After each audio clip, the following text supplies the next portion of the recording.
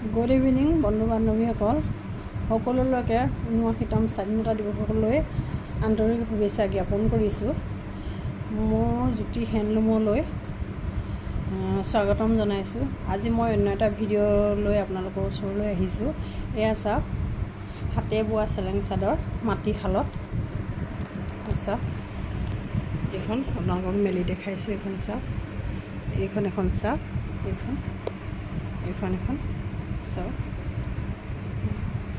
মাটিশালত বোৱা চাওক, ৬০ সূতাৰ চেলেং চাদৰ, ৬০ সূতাৰ চাওক।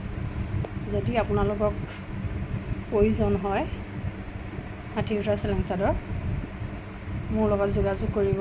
সকলোৱে জানে মোৰ নাম্বাৰটো হৈছে 7086490161।